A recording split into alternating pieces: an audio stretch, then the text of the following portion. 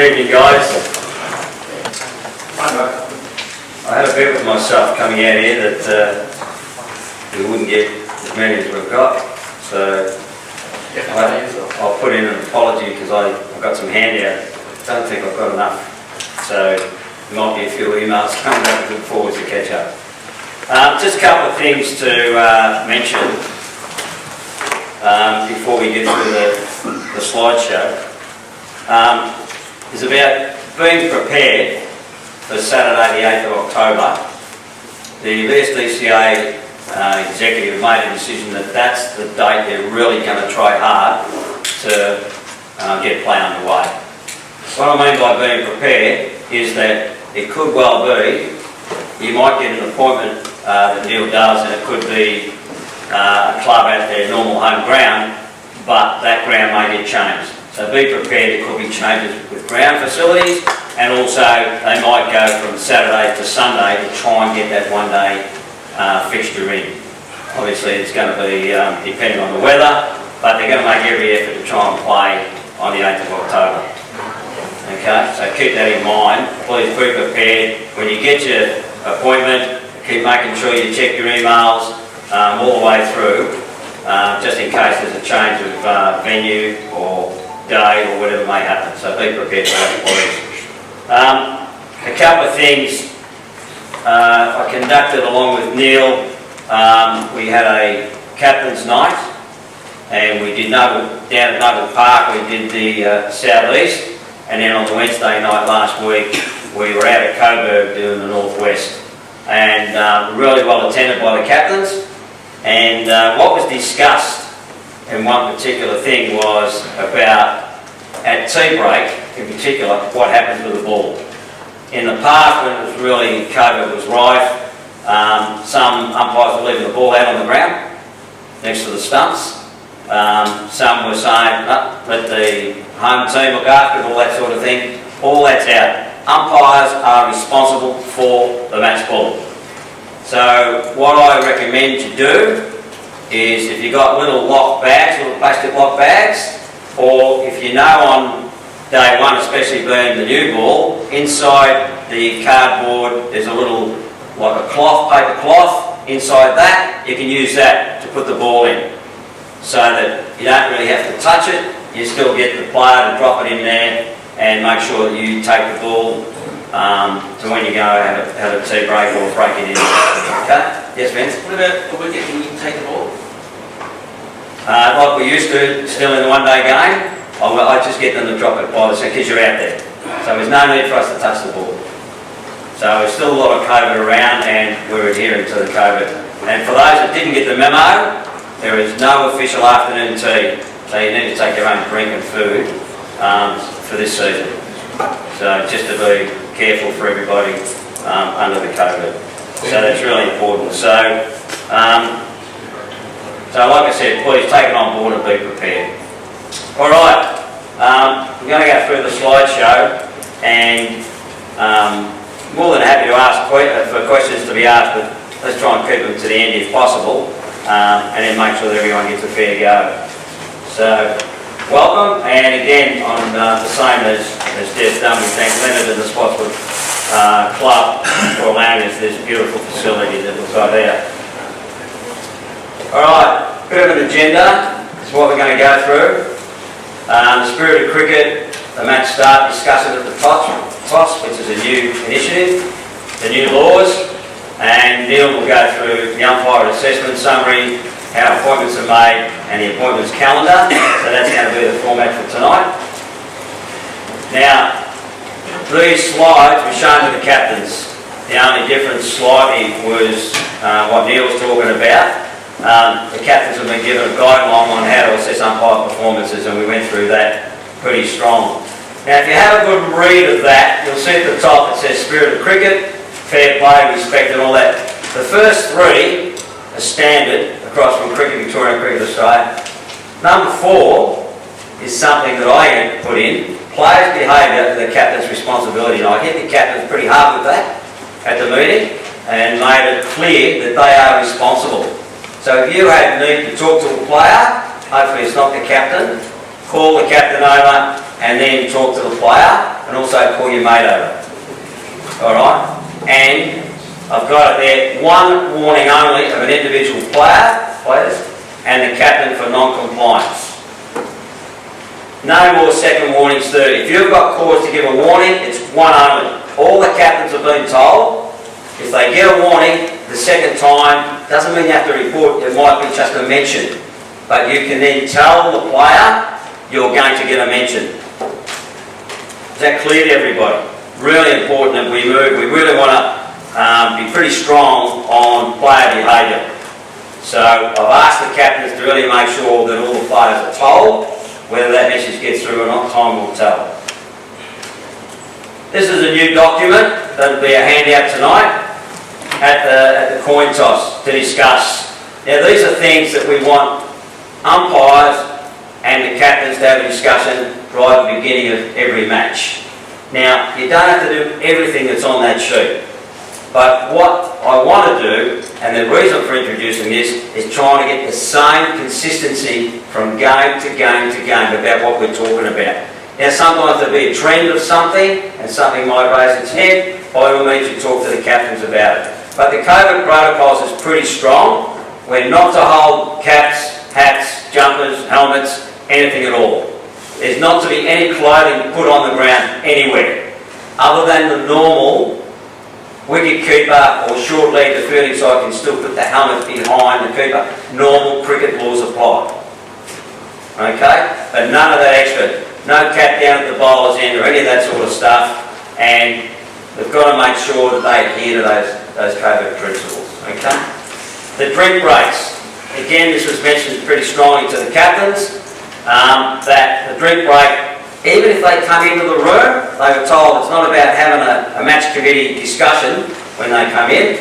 It's about coming in, some might go to the toilet, have a drink, 3 minutes, and they've got to be back within that 3 minutes ready to play. Now if it goes 3 minutes 30, 3 minutes 40, let's not get too pedantic. But I don't want to see 6, 7, 8 and 9 minutes. There's been a lot of discussion about slow over rates. So that's going to come up next. But the drink breaks, extreme weather, if it's going to get hot and it's pretty humid, which the long weather forecast is predicting, and they're pretty accurate with that in Melbourne, protocols to be observed and followed regarding running out of drink. So if it's hot and the players want to drink, it's courtesy for them to let the captain know, Skipper, do you mind if I get a quick drink at the end of each over? Whatever. So be smart about that. Let's not be too hard on them, but let's make sure it's pretty quick and adhering to the protocols. The boundaries. Now this reared its head last season when you're out in the middle, you can't see where the boundary line is. They've got witches' hats inside the fence and there'll be a player or two out there. At the toss, make it clear, I did make it clear to the captains, you can't really see sometimes did it go over for a 6 or was it only a 4, did it bounce marginally in front. We've asked them to go back to their players just to be honest about it. Now if a player says it's 4 runs and the batter and they're screaming out over the fence at 6 runs, you pay absolutely no attention whatsoever to people outside the fence. I don't care if they're a stranger, they're a club person, it doesn't matter. It's what happens on the playing arena that we're going to count. But we make sure as best we can, and if you need to walk 30 or 40 metres and call the player over, have a quiet word, do so. And then make sure you put that in your match report. Alright, but we know what players are like. The majority are going to be pretty honest, but you might get the odd one here or there. But please make sure that you understand and discuss with the captains, we can't see the boundary out there whether it's a 4 or a 6 or whatever it might be. We want the player's honesty from what it is. The player gets up and says, I honestly don't know, I couldn't see. What will you do? The lowest score will count. Okay? Now, the spare cricket balls, bails and first aid kit. Really important that every match you know at that game where the spare cricket ball is, where the spare bails are, although we should all carry one, and the first aid kit. Really important that we have that and you know at the site where it is. So if you arrive at the ground, when you're talking to players, and you might even ask the question of the captain then. Doesn't matter to me. The playing conditions and pennant rules. In the handbook, we're important to read the pennant rules. There's been some slight changes, so make sure you read them. And we'll be talking about them more as we go. I've asked the captains to make sure they read the handbook as well, and they make sure they understand the pennant rules. Always amazed me over a long period of time when before we even had one-day games really, we had two-day games, we had 3:30 was tea, round 4 would come and skip, so what time's tea then?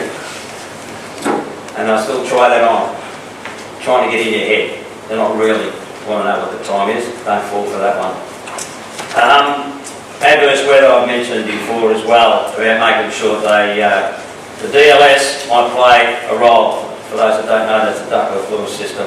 Read it, it's in the handbook, read it please. If you haven't got the app, actually, who hasn't got the app on their phone? Be honest, tell me if you haven't. Really important you can get it, or make sure on the day, if you have, we might go to grounds, make sure that you talk to your mate and make sure that at least one of you have got the app. It's something I know Neil and I talk about to try and make sure, but it's really important you know that. No good having adverse weather, you come off, you haven't got the ductile fluid, what are you going to do? That's our system. By the way, I asked the captains to make sure that either they download it or the scorers download it. It doesn't matter. They can all help, we can all help one another. Now, a replacement player. I'll read this out. If applicable, captains to discuss at the toss of the coin ensure there is a shared understanding of any replacement players.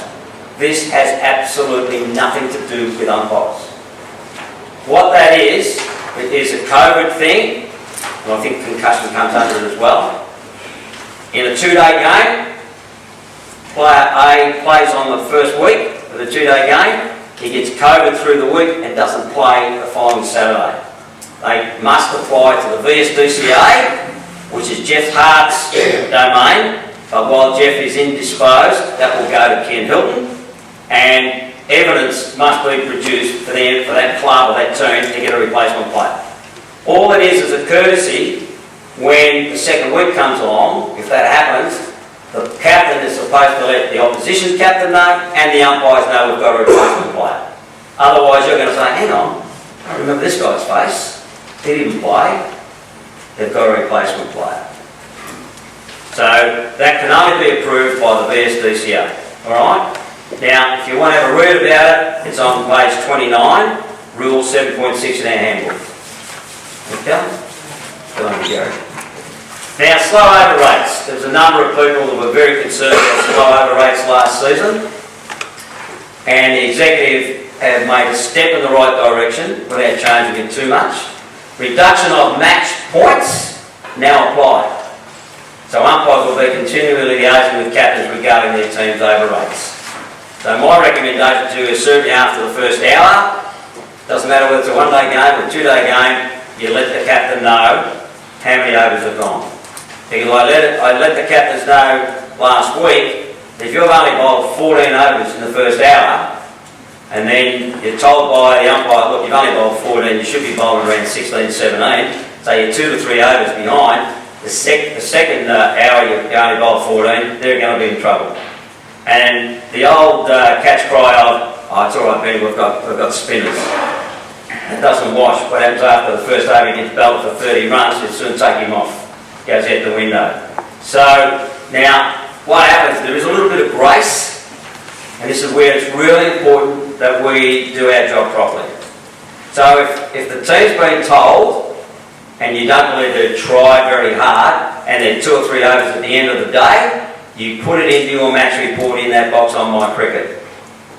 Warned don't go into War and Peace, you just let them know, warned after the first hour, warned after the second hour, and they didn't really try too hard, we're booking them for 3 overs, whatever it might be. It will accumulate throughout the season.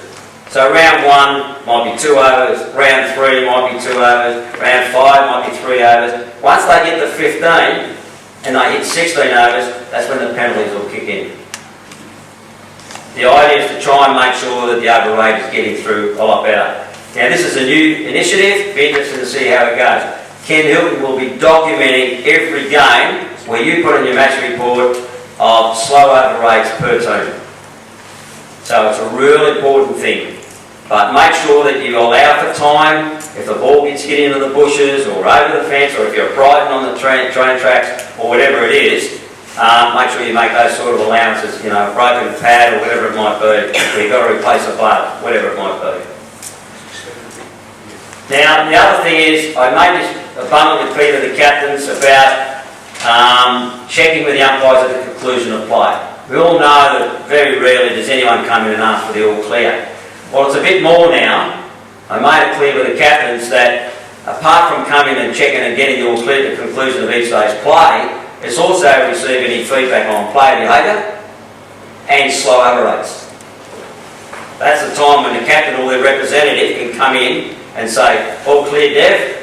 And Dev says, well, no, we're going to mention that you were 2 overs behind the over rate. We spoke to you 3 or 4 times, didn't get there. Now, if they're trying, if they're really genuinely trying to get there and they're 1 or 2 overs, I wouldn't be booking them. If you honestly believe they're trying to get through the over rate, then that's the way it will be. Now, maintaining the scoreboards. These are for seconds, thirds and fourths that we're aiming at. Umpires to discuss with the captains and make sure that, as you know, especially in thirds and fourths, they'll have players doing the scoring, and then they lose a couple of players, this bloke gets up to put the pads on. It's important that that player checks after each over that both books align. We had 2 or 3, I can't remember flatly, 2 or 3 last year where we had to get the club to bring the books in because they didn't agree. So we're making it over by over to make sure that the books agree. All I'm asking umpires to do is reinforce that with the captains at second, thirds and fourths. Okay.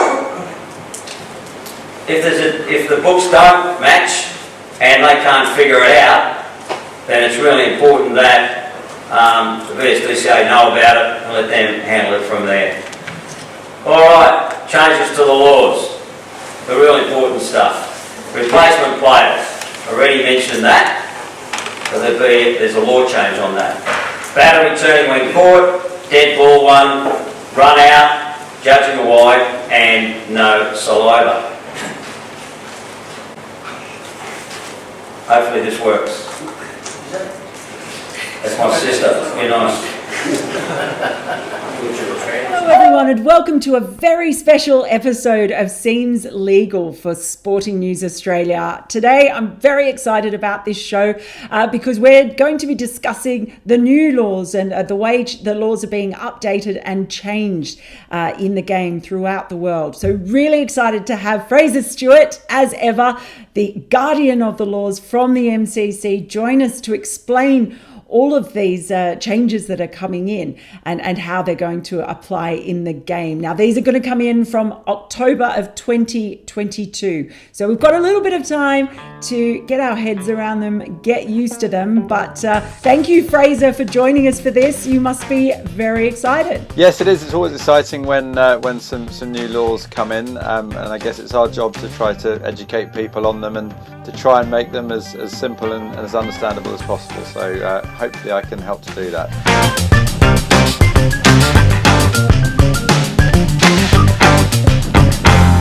The first law that we'll look at, well, why not start with number 1? Law number 1, Fraser, that has to do with replacement players. Can you tell us what's going to be changing with this law? Yes, it's a change that we're making. Probably won't come into play that often, but we've looked at, I think, replacements are more common now. Just to be clear, a replacement is different from a substitute. A substitute fielder can just come on and field. A replacement is someone who can come on and take a full part in the game. And we're seeing them more now with COVID replacements and with concussion replacements. So what we've done is we've just tweaked it so that a replacement who comes on will sort of take on any warnings or sanctions of the player that they were replacing. So to put that in common language, imagine Jimmy Anderson, for example, had been warned twice for running on the pitch in the danger area and then had to be replaced for whatever reason and was replaced by another bowler. that bowler would inherit those warnings that were against Anderson. And I guess the reason of this is the point of replacement is to mitigate the disadvantage of losing a player, but should not produce any extra advantage.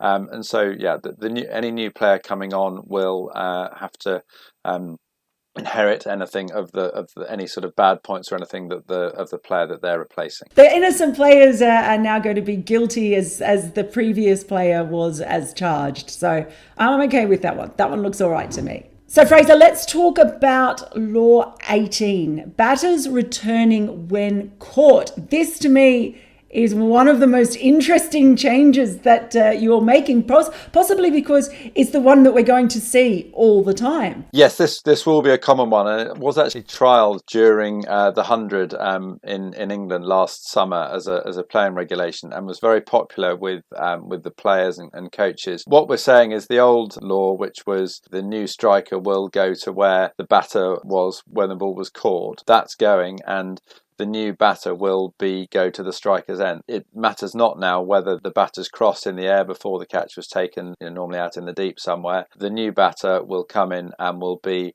on strike for the next delivery, unless of course it was the last ball of an over, in which case he or she will go to the new non-striker's end. But what we've done is the batters would quite often, particularly towards an end of an innings, manipulate what happens to make sure that they did cross or they didn't cross, so that the other batter who may be set was on strike for the next delivery.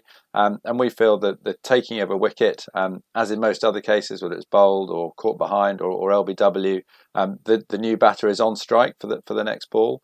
And we just feel it's a way of giving the bowler an extra reward of getting a wicket that they will, unless it's the last ball of the over, they will always get to bowl to the new batter of the next ball. I think there are going to be bowlers all around the world at every level of the game who that will be music to their ears for, I think, hearing that. They're going to enjoy that. All right, let us talk about Law 20. Now, let me see if I get this right. Law 20.4.2.12. It rolls off the tongue, doesn't it? But it's all about a dead ball. So can you explain to us in what scenario the dead ball law is changing? Yeah, so all we're doing there is really trying to cater for a time when a person or an animal or an object comes onto the field and interferes with play.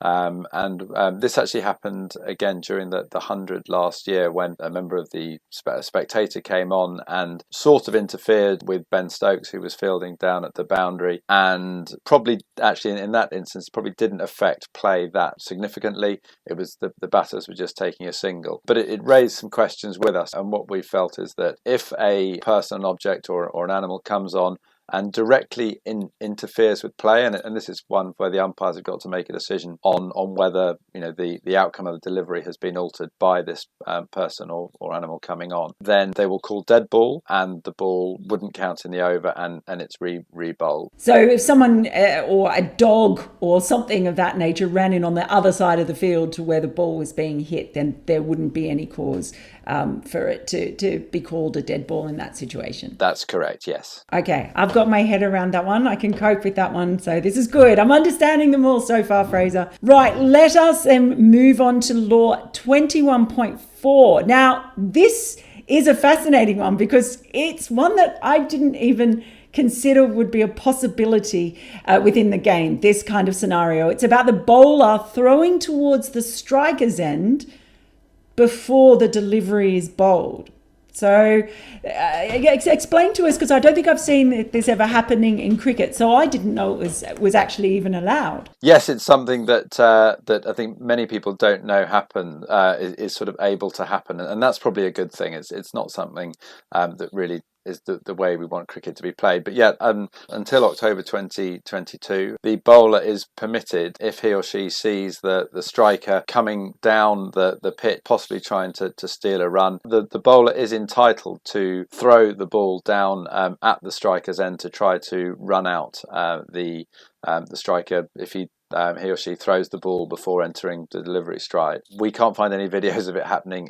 It's very, very rare. So all we've done is just called it a dead ball, because we felt that it could actually cause more controversy with, say, a bowler does actually try to throw it down to the striker's end. The striker wasn't sure whether it was a bowl or a throw, and hits the ball.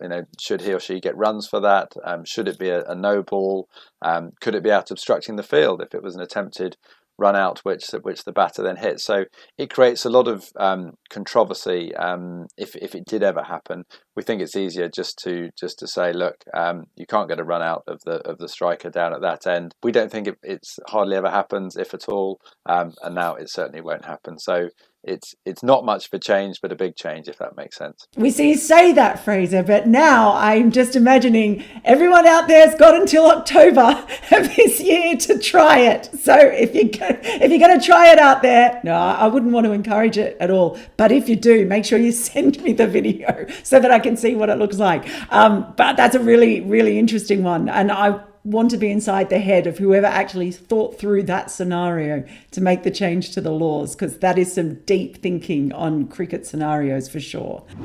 Okay, another law that is changing in October 2022, really interesting, and one that we probably will see a bit more of as well, is Law 22.1, which covers judging a wide. Now, what is changing here? Yeah, so what we've done here is to try to make things a bit fairer for the bowlers. Particularly in recent years, and particularly in white ball cricket, we've seen batters moving laterally in the crease, sort of over to the offside or to leg side. And the old law, just to clarify, for the wide, to judge a wide, was either where the batter would normally be stood in a conventional stance, so in front of the stumps, or if they've moved towards the ball where they currently are. What it didn't take into account is where they may have been previously. And so what we've done is a slight tweak in the law so that it will be a wide based on where the batter would conventionally be, sort of in a normal stance position, where they've moved to, if they are still there when the ball passes them, but also where they have been since the ball came into play, which is when the bowler started the run-up. And we found several good examples, so one of which was as the bowler was in the gather, so just sort of around where the umpire might normally be stood, the batter from a traditional stance went to stand well outside leg stump, sort of a couple of feet outside leg stump. But then as the bowler's just getting to the release point, the batter has now come back to pretty much in front of the stumps, moving across to the offside, and by the time that the ball is down reaching the striker, it was well outside the off stump. The ball goes down just outside the leg stump. Is it fair that that's a wide? And we feel that it's not. As the bowler was in his gather, that's where the batter had been standing, and so it's fair enough that if he then bowls it there, the batter can't make it a wide by moving across to another side. So now the law will be it's where a batter would conventionally stand, so on either side of that, where he or she has moved to, but also where he or she has been since the bowler started their run-up. And we just feel that with so much lateral movement going on, it's quite unfair for the bowlers if the batter sort of is in one place and then somewhere else. So it just gives the bowlers a little bit more leeway, which we think is fair. It's probably reasonably fair to even things up a little bit well in this T20 world, where you often see batters moving all round the crease in order to try and put bowlers off sometimes off their lines and lengths as well. So that's a really interesting one. I look forward to seeing how that one plays out, really.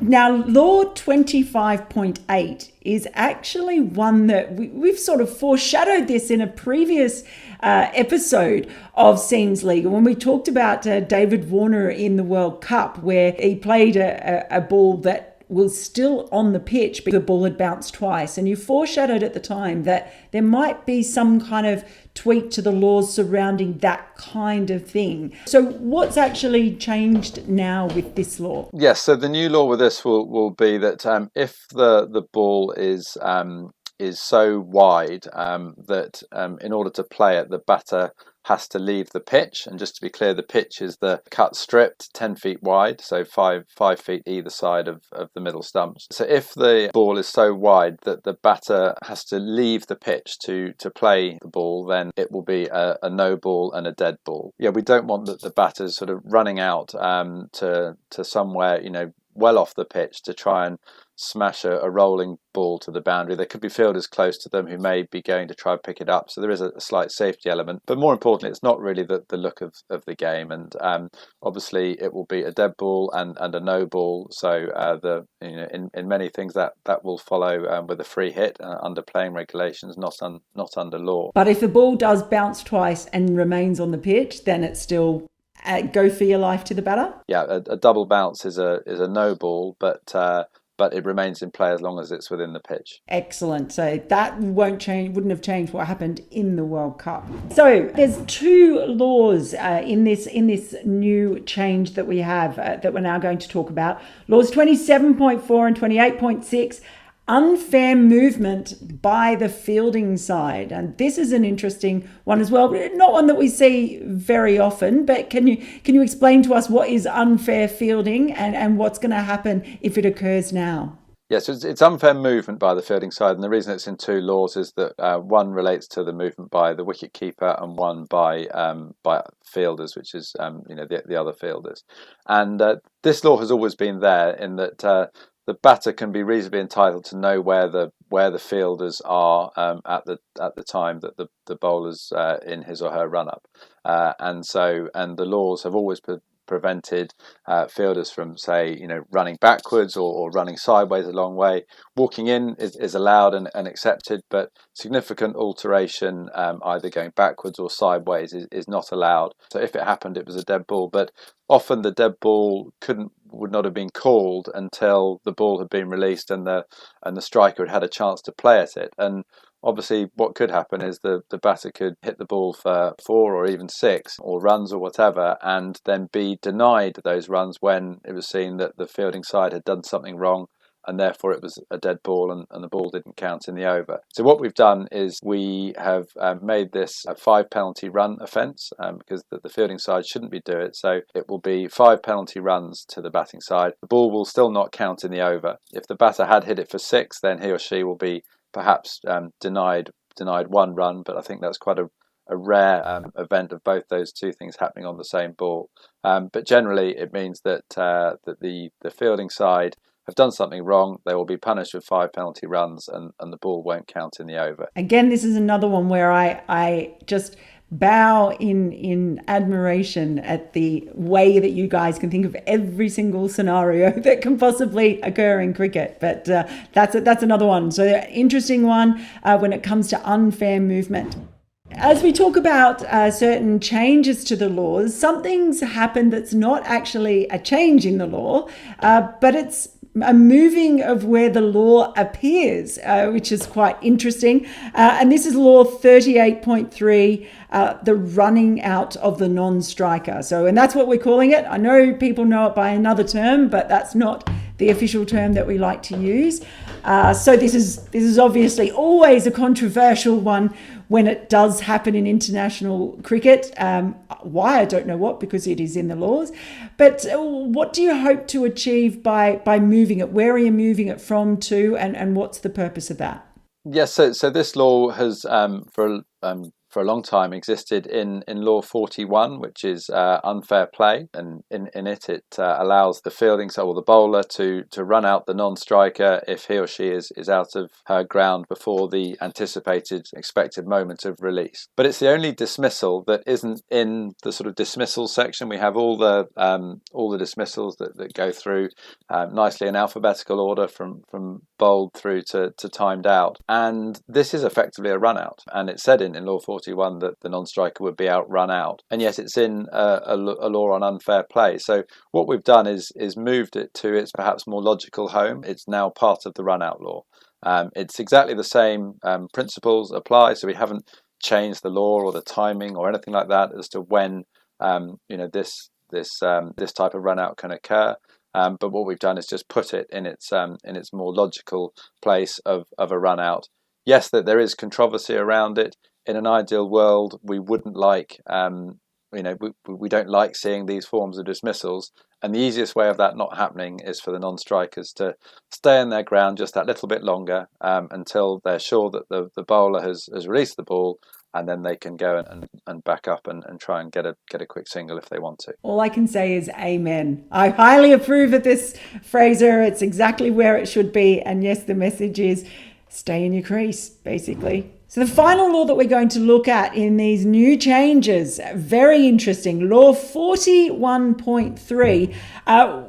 We got rid of saliva temporarily, or at least while COVID was on, but it's no saliva from now until whenever. Correct. Yes. The law 41.3 is changing the condition of the ball unfairly, and as you rightly say, with COVID coming in, playing regulations have been written pretty much at every level of the game to outlaw the use of saliva as a means to polish the ball. And we've been following this quite closely to see what effect, if any, it has had on the game. And the research so far that we've had is that it's made very little effect. There's long been arguments in and around cricket pavilions over the best ways of getting a ball, some shine on the ball and getting the ball to swing. And what we've done is we've outlawed the use of saliva on the ball. It's a pretty unhygienic practice if you think about it. There's not many workplaces where someone would spit on something before passing it to you. So what we've done is we've taken it out and just so basically now the fielding side will just have to rely on sweat if they want to apply anything to the ball and not saliva. And I think what this also does, which probably had an influence on it, is it also cuts out some quite grey areas that were there in the laws. We've seen fielders having, whether it's chewing gum or certain types of mints or sweets that made their saliva sort of sugary, which they would then claim may or may not make the ball shine up better and make it swing more. This cuts out all that kind of controversy as well. It's amazing because it's not until you put it like that it really does come home. And who knows, this may mean that we have seen the end of any Mintgate type controversy to hit the game. Fraser, thank you so much for taking us through those. That's really, really interesting, and I really appreciate you taking the time to actually explain them as clearly as you always do, so that people can understand how these rules are going to work and how they're going to apply for them. Please remember, the MCC does have fantastic e-learning resources available online. So if you're able to get online, if you want to find out more, we've got a whole series of these videos, of course, that you can check up on, but do share them around your friends and your social cricket groups and let us know what you think of these new laws. Go check them out online if you need to. And we will be back very soon with another episode of Seems Legal. Okay, my sister mentioned this a bit earlier about the ball that bounces twice. Now that's been in for a few years now, so if it bounces twice, what do? No ball straight away, okay? And he can strike the ball. Yeah. And you're right. And he can strike the ball. And he give him a free kick. Okay, this one reared its head last season as well, and I spoke quite at length with the captains about this. You always get the bowlers that say hit the pad before the bat. Now, it says ball simultaneous strikes bat and pad. Not the pad out here, hits the pad and the bat's back here. If it hits the pad there and they appeal and the bat's here, then you've got to make a decision whether it's LBW or not. Make sure the ball's always going to hit the stumps. Alright? But it talks about bat and pad together. Now, it may well hit the pad first slightly before when it's bat and pad together. But under the law, 36.2, that's not out. This has been explained to the captains. Okay? This one is just a removal of handling the ball. It's no longer a way of being dismissed, and now it just comes under obstructing the field. That's all, it's just a change in the law terminology. Okay? That's it. Sorry, buddy. Yep. It is a way of simply dismissed, it's just not called handling ball. Right? Yeah. It's basically, if they handle the ball, it's out, but in the book it would say obstructed the field. Yeah, that's it. It's not handling the ball anymore. Okay. Any questions before I hand over to Neil? Well done. Is that girl your sister? No. Really?